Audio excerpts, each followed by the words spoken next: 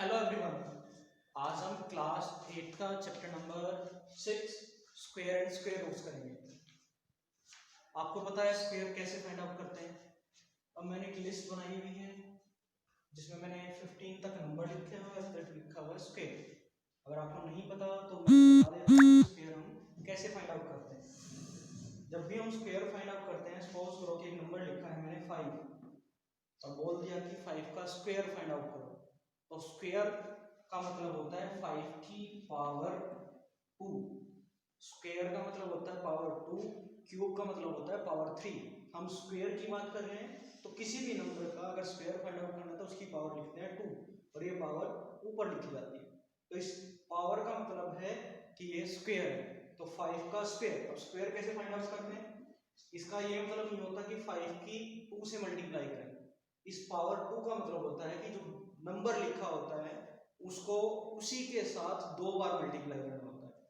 5 को कितनी बार मल्टीप्लाई करेंगे? 2 टाइम्स। 5 5 जा 25, तो 5 का स्क्वायर 25। अगर हम कोई अदर नंबर सेलेक्ट करें, जैसे सपोज किया 9, तो 9 की पावर 2 या 9 का स्क्वायर, स्क्वायर का मतलब होता है इसी नंबर की 2 बार मल्टीप्लाई करना। तो 9 मल्टीप्लाई 9, 9 9 जा 81। और हम कभी भी ये नहीं करते जैसे मैं लिखूं 9 का square is equal to 9 multiply 2 is equal to 18। ऐसा कभी नहीं होता।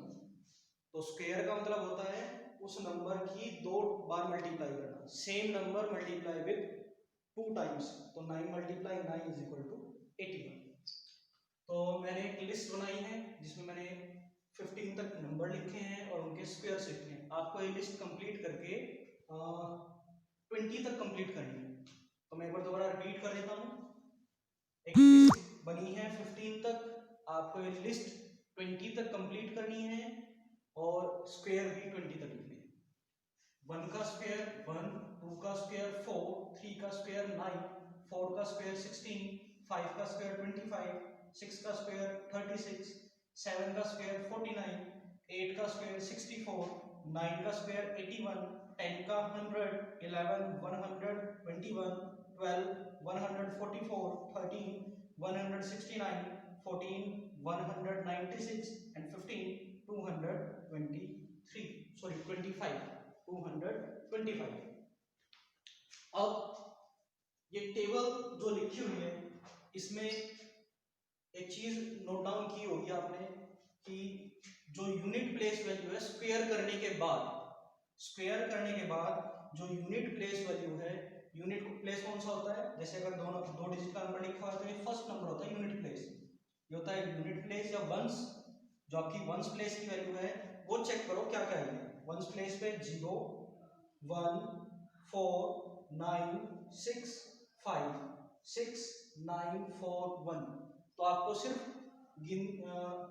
जो नंबर रिपीटिशन मिलेंगे वो 1 4 5 6 9। किसी भी नंबर का स्क्वायर करो चाहे वो कितना भी बड़ा नंबर हो, जो यूनिट प्लेस वैल्यू मिलेगी वो इन्हीं नंबर में से मिलेगी। 0 1 4 5 6 9 हमेशा यही नंबर मिलेगा। तो यहाँ से आप क्या कंक्लूजन निकाल सकते हो? अगर आपको बोल दिया जाए एक नंबर दे रखा है और विदाउट एनी कैलकुलेशन आपको सिर्फ ये बताना है क्या है परफेक्ट स्क्वायर, ये जो नंबर लिखा हुआ है ये किसी का परफेक्ट स्क्वायर है या नहीं है। तो विदाउट कैलकुलेशन आप कैसे फाइंड आउट करोगे? अगर सपोज करो कोई नंबर लिखा हुआ है, जैसे मैं लिख दूं 144 और आपको बोल दिया जाए कि विदाउट कैलकुलेशन आपको बताना है क्या ये परफेक्ट स्क्वायर किसी नंबर का परफेक्ट स्क्वायर है या नहीं है, तो उसके लिए इसका सिर्फ यूनिट प्लेस चेक करोगे। यूनिट प्लेस कौन सा?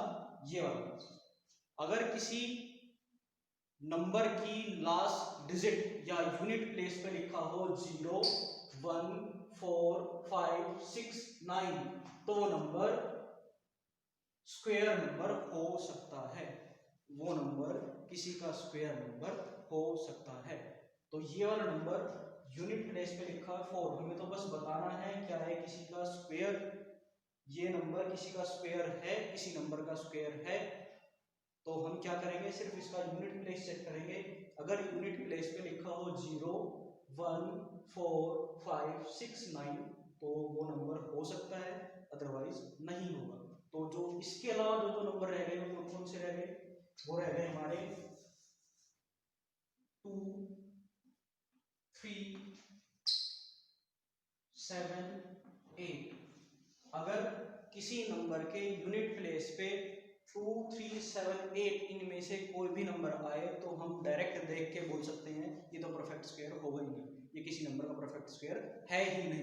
अगर कोई नंबर लिख दूं मैं ऐसे 2, 2, 3, तो हम यूनिट प्लेस चेक करके ही बोल सकते हैं, हमें ना कैलकुलेशन करनी ना कुछ करना, सिर्फ यूनिट प्लेस चेक करके हम बोल सकते हैं कि ये नंबर किसी का परफेक्ट स्क्वायर नहीं है। तो अगर कोई परफेक्ट स्क्वायर नंबर है तो उसके यूनिट प्लेस पे लिखा हुआ 0, 1, 4, 5, 6, 9। बट 0 की एक कंडीशन होती है कि जो आपका 0 है वो इवन नंबर में होना चाहिए। इवन का मतलब या तो 0 2 टाइम होनी चाहिए, या 0 4 टाइम होनी चाहिए, या 0 6 टाइम होनी चाहिए। अगर 0 1 टाइम है, 3 टाइम है, 5 टाइम है, 7 टाइम है, ओड टाइम है, तो वो परफेक्ट स्क्वायर नहीं होगा। तो और वो 0 कहाँ लिखी जाएगी? वो 0 लिखी होनी चाहिए किसी नंबर के एंड पॉइंट पे। ये नहीं काउंट करेंगे कि अगर कोई नंबर ऐसे लिखा हुआ है तो सर ने तो बोला था कि 0 2 मतलब इवन टाइम आनी चाहिए, इवन टाइम 2 बार रखी है तो ये परफेक्ट स्क्वायर है, ऐसा नहीं होगा। अगर ये ऐसे लिखा हो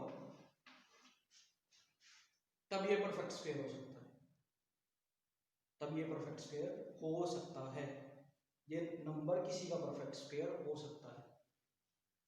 तो कंडीशन क्या बनी? फर्स्ट, अगर किसी नंबर के एंड में लिखा हो 0, 1, 4, 5, 6, 9 तो वो नंबर किसी का परफेक्ट स्क्वायर हो सकता है। बट कंडीशन क्या है कि 0 आनी चाहिए इवन टाइम पर। कहाँ पे? यूनिट प्लेस पे या एंड प्लेस पे। ये था हमारा first point. Second point, number between square number. अगर आपको दो स्क्वायर नंबर, अगर आपको दो नंबर दे रखे हैं और बोल दिया जाए इन दोनों का स्क्वायर करके फाइंड आउट करो कि इन दोनों के बीच में कितने नंबर आएंगे, तो उसके लिए एक डायरेक्ट फॉर्मूला हम यूज करते हैं। डायरेक्ट फॉर्मूला होता है 2n। अब कैसे यूज करते हैं वो मैं आपको बता रहा हूँ। सपोज करो बोल दिया जाए find the number between 5 and 6 square, इन दोनों के स्क्वायर के बीच में कितने नंबर होंगे वो आपको फाइंड आउट करना है। तो उसके लिए हम ये वाला फॉर्मूला यूज करेंगे। अब इस वाले फॉर्मूले में जो n है, ये n, इस n का मतलब होता है ये स्मॉल फर्स्ट नंबर, इस n का मतलब होता है ये फर्स्ट नंबर। तो कैसे फाइंड आउट करेंगे? तो हम लिखेंगे 2 × 5 = 10 नंबर। इन दोनों के स्क्वायर्स के बीच में 10 नंबर होंगे। चलिए बता भी देता हूँ। 5 का स्क्वायर 25 होता है, 6 का स्क्वायर 36 होता है। When we subtract these two we get 11। Subtract मत ही करो, उसके लिए आप इन दोनों के बीच के नंबर लिख लो। बीच में क्या आएगा 25 के बाद? 26, 27, 28, 29, 30, 31, 32, 33, 34, 35। अब इन्हें काउंट करो 1, 2, 3, 4, 5, 6, 7, 8, 9, 10। तो इन दोनों के बीच में टोटल नंबर है 10। आप सेम एग्जांपल किसी भी नंबर के लिए चेक कर सकते हो। आपको जो आंसर फाइंड आउट करना है या तो आप डायरेक्ट ऐसे ओपन करके लिखो, या फिर बेस्ट वे है एक छोटा सा फॉर्मूला 2n यूज करो। n का मतलब होता है जो छोटा नंबर होता है, और मल्टीप्लाई कर दो 2 से तो आपको नंबर मिल जाएगा। नेक्स्ट है एडिंग ओड नंबर्स। अब जैसे अगर आपको बोल दिया जाए कि 4 को या 2 के स्क्वायर को, 2 का स्क्वायर 4 होता है, 4 को ओड नंबर्स के टर्म में रिप्रेजेंट करो। represent 4 in the form of odd numbers। तो कैसे रिप्रेजेंट करेंगे? जो 4 होगा, या जब भी हम ओड नंबर्स की टर्म में रिप्रेजेंटेशन करेंगे तो ओड नंबर लेके चलेंगे हम स्टार्टिंग 1 से। हमारा फर्स्ट नंबर होगा 1, नेक्स्ट नंबर होगा 3। हम जो ओड नंबर लेके चलेंगे वो लेके चलेंगे कंजुगेटिव, कंजुगेटिव बोलते हैं लगातार। तो एक के बाद अगला नंबर ओड क्या आएगा 3, उसके बाद अगला ओड नंबर क्या आएगा 5, उसके बाद अगला ओड नंबर क्या आएगा 7, ऐसे करके। अब उसके लिए हम कैसे पता चलेगा कि हम 2 नंबर लिखें, 3 नंबर लिखें, 4 नंबर लिखें? उसके लिए देखो ये तो था 4, इसे हम लिखते हैं 2 का स्क्वायर। अगर मैं लिखूं कोई स्क्वायर, जैसे मैंने लिखा 25, 25 की होती है 5 की, 5 के स्क्वायर की। तो जो नंबर लिखेंगे हम, जो ओड नंबर लिखेंगे वो लिखेंगे first 5 odd numbers, first 5 odd numbers. तो 1, 3, 7, आफ्टर 7 9, आफ्टर 9 11, ये हो गए 5, 1 2 3 4 5। तो इन सभी का सम करके देखना 25 ही आएगा। आपको स्टेटमेंट ऐसे भी मिल सकती है, और आपको स्टेटमेंट ऐसे सीक्वेंस में एक नंबर दे दिया और आपको बोल दिया जाएगा विदाउट कैलकुलेशन या विदाउट एडिंग फाइंड ये किसका स्क्वायर है, या विदाउट एडिंग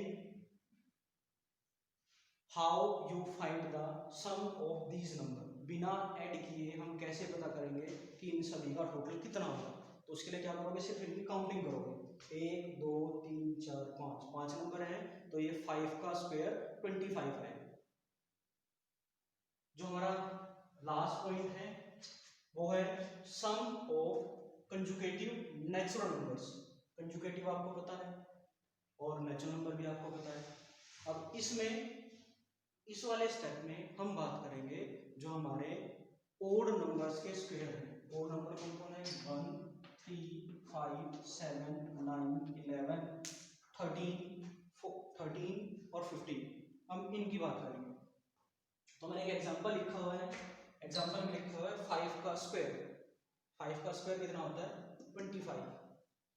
5 का स्क्वायर 25। अब 25 को कंजुगेटिव बोलते हैं लगातार, और नेचुरल नंबर, यहाँ हम ओड नंबर की नहीं बात कर रहे, हम बात कर रहे हैं नेचुरल नंबर्स की। तो हमें कोई 2 ऐसे नेचुरल नंबर लिखने हैं जो कंजुगेटिव हो और जिनका सम करें तो वो 25 है। अब हमें पता कैसे चला कि ये 12 और 13 होगा? उसके लिए हम एक फॉर्मूला यूज करते हैं। जो फर्स्ट नंबर हम फाइंड आउट करते हैं उसके लिए हम लिखते हैं n square minus k1 divide by 2, और जो सेकंड नंबर फाइंड आउट करते हैं उसके लिए हम फॉर्मूला लिखते हैं n स्क्वायर माइनस, लिखा था यहाँ पे तो यहाँ आएगा प्लस k1 डिवाइड बाई 2। ये फॉर्मूला यूज करते हैं। अब देखो 25 को कंजुगेटिव नेचुरल नंबर्स की फॉर्म में लिखना है। फर्स्ट नंबर कैसे पता चलेगा कि 12 होगा? n का मतलब है ये 5 का स्क्वायर 25 होगा। पहला नंबर फाइंड आउट करेंगे। 25 माइनस k1 डिवाइड बाय 2, 25 में से 1 गया 24 डिवाइड बाय 2, और जब 2 से डिवाइड करेंगे तो वी गेट 12। फर्स्ट नंबर आ गया 12। अब इसमें करना है ऐड, यहां तो था सब्ट्रैक्ट, वहां करना है ऐड। 5 का square 25 plus k1 divide by 2, 25 plus 1 26 divide by 2, और जब 26 को 2 से डिवाइड करेंगे तो वी गेट 13। सेम मैंने दूसरा एग्जांपल लिया 11 का स्क्वायर, तो 11 का स्क्वायर बनेगा 121। अब इसे कैसे लिखेंगे कंजुगेटिव नेचुरल नंबर्स की फॉर्म में? तो उसके लिए क्या करो, n रखो 11 का स्क्वायर 121, एक बार 1 माइनस कर दो, एक बार 1 प्लस कर दो और 2 से डिवाइड कर दो। जब 1 माइनस करेंगे तो 120 बनेगा, और 120 को जब 2 से डिवाइड करोगे तो 60 आएगा। जब 121 में 1 जोड़ोगे तो बनेगा 122, और जब 2 से डिवाइड करोगे तो बनेगा 61। तो ये था हमारा introduction regarding chapter number 6 square, अभी स्क्वायर रूट के बारे में जब हम एक्सरसाइज कंटिन्यू करेंगे तो स्क्वायर रूट का जो डिस्क्रिप्शन होगा या जो उसके बारे में इंट्रोडक्शन होगा वो उसी में करा दूँगा। Thank you everyone. अगर आप लोगों ने मेरे चैनल को सब्सक्राइब नहीं किया है तो मेरे चैनल को सब्सक्राइब करें और मेरी वीडियोस को ज़्यादा से ज़्यादा लाइक शेयर जरूर करें।